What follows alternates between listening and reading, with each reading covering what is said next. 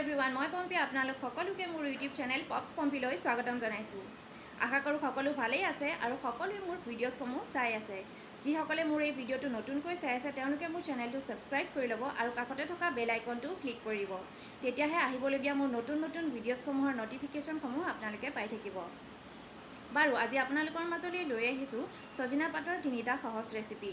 সজিনা আমি সকলোৱে খাইছোঁ, কিন্তু সজিনা পাতৰ বিস্ময়কৰ ঔষধীয় গুণৰ কথা হয়তো আমি বহুতেই নাজানো। সজিনাৰ পাতক ছুপাৰফুড আৰু সজিনাৰ গছডালক মিৰাকল ট্ৰী হিচাপে গণ্য কৰা হয়। বিশ্বৰ সবাতোতকৈ পুষ্টিকৰ খাদ্য হিচাপে সজিনাৰ পাতক গণ্য কৰা হৈছে, কিয়নো সজিনাৰ পাতত 92 ধৰণৰ পুষ্টিকৰ উৎপাদন পোৱা যায়। সজিনাৰ পাতত নেমুতকৈ 7 গুণ বেছি ভিটামিন চি, গাখীৰতকৈ 4 গুণ বেছি কেলছিয়াম, কণীতকৈ 2 গুণ বেছি প্ৰ'টিন, গাজৰতকৈ 7 গুণ বেছি ভিটামিন এ আৰু কলতকৈ 3 গুণ বেছি পটাছিয়াম পোৱা যায়।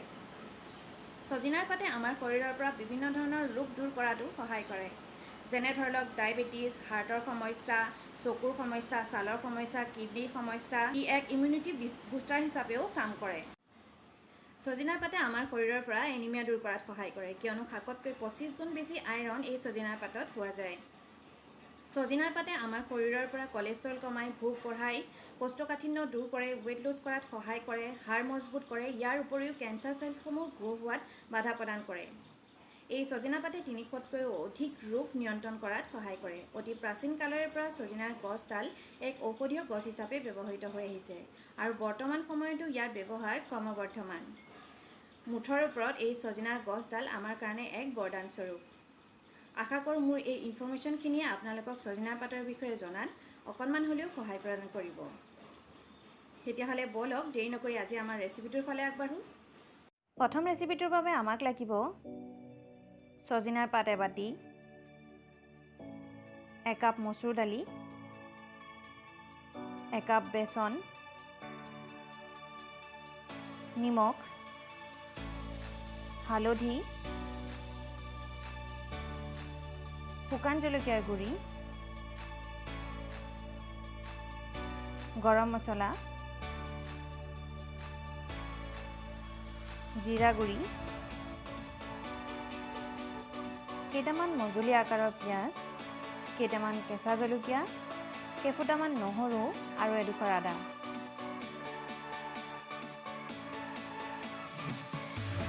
আৰু মিঠাতেল। সজিনাৰ পাতখিনি মই ধুনীয়াকৈ ধুই ল'লোঁ আৰু এতিয়া মিহি মিহিকৈ গোটেই পাতখিনি কাটি ল'ম। এতিয়া এটা বাউলত মিহিকৈ কুটি লোৱা সজিনাৰ পাতখিনি দি দিলোঁ। তাৰ পাছত মিক্সিত মাৰি লোৱা মচুৰ দালিখিনি দিলোঁ। তাৰ পাছত দিম বেচন 3 চামুচ, আদা নহৰু পেষ্ট, মিহিকৈ কুটি লোৱা পিঁয়াজ, মিহিকৈ কুটি লোৱা জলকীয়া, আধা চামুচ নিমখ, আপোনালোকে সোৱাদ অনুসৰি দি ল'ব, আধা চামুচ জলকীয়াৰ গুড়ি, আধা চামুচ গৰম মছলা, আধা চামুচ জিৰাৰ গুড়ি আৰু আধা চামুচ হালধি দি দিলোঁ। এতিয়া এই মিশ্ৰণটো মই ধুনীয়াকৈ মিহলাই ল'ম।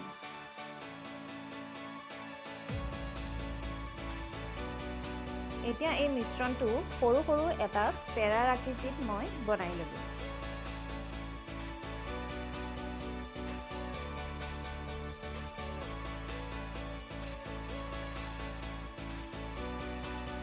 এতিয়া এখন ফ্ৰাই পেনত তেল গৰম হ'বলৈ দি এটা এটাকৈ পকোৰাকেইটা তাত দি গ'লোঁ।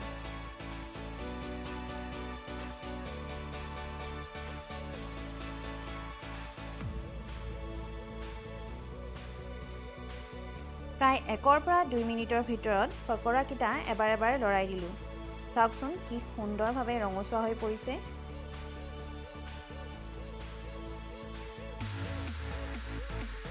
এয়া আমাৰ ৰেডি হৈ গ'ল সজিনা পাতৰ পকোৰা।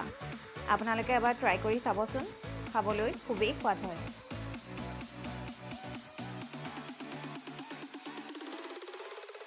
ছেকেণ্ড ৰেচিপিটোৰ বাবে মোক লাগিব এমুঠি সজিনাৰ পাত,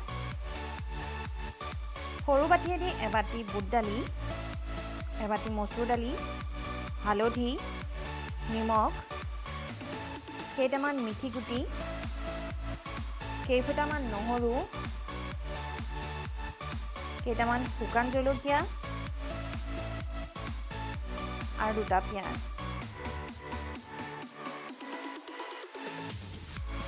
এতিয়া মই ধুই লোৱা ছজিনাৰ পাতখিনি মিহি মিহিকৈ কুটি ল'ম।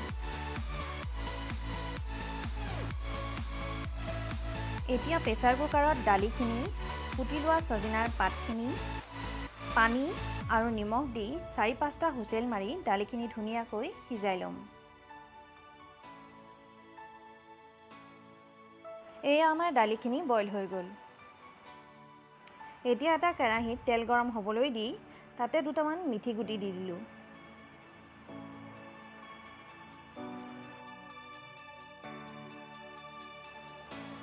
এতিয়া 2টা শুকান জলকীয়া তেলত দি দিলোঁ। কেইফুটামান নহৰু, মিহিকৈ কুটি লোৱা পিঁয়াজখিনি আৰু এচামুচ হালধি দি ধুনীয়াকৈ লৰাই ল'লোঁ।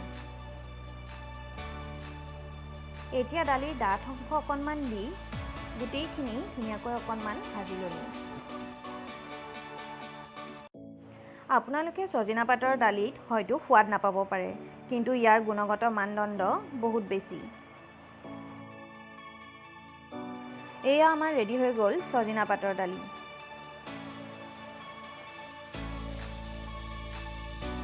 তিন নম্বৰ ৰেচিপিটোৰ বাবে মোক লাগিব ছজিনাৰ পাত এমুঠি,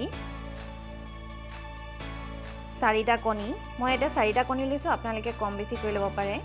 মজলীয়া আকাৰৰ 4টা পিঁয়াজ, ডাঙৰ হ'লে 2টাই ল'ব, কেইটামান কেঁচা জলকীয়া, মিঠাতেল আৰু নিমখ।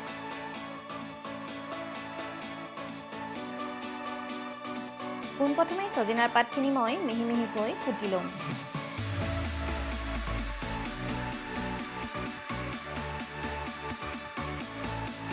এতিয়া এখন ফ্ৰাই পেনত তেল গৰম হ'বলৈ দি কুটি লোৱা জলকীয়াখিনি দি দিলোঁ। তাৰ পাছত পিঁয়াজখিনি দি ভালকৈ ৰঙচুৱা হোৱালৈকে অকণমান লৰাই দিলোঁ। এতিয়া মিহিকৈ কুটি লোৱা ছজিনাৰ পাতখিনি তাতে দি দিলোঁ আৰু আধা চামুচ নিমখ দি ধুনীয়াকৈ গুটিখিনি লৰাই লওঁ। ছজিনাৰ পাতখিনি দেই যোৱালৈকে আপোনালোকে ভাজিব নালাগে। অলপ আধা ভজা নিচিনা হওঁতেই অলপ ছাইড কৰি ভাঙি লোৱা কণীখিনি তাৰ মাজতে দি দিব লাগে।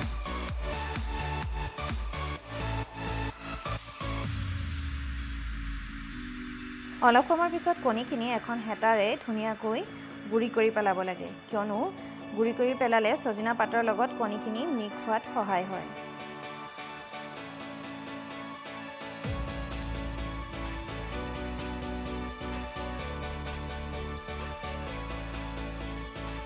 এয়া আমাৰ ৰেডি হৈ গ'ল ছজিনা পাতৰ সৈতে কণীৰ গুড়া ভাজি।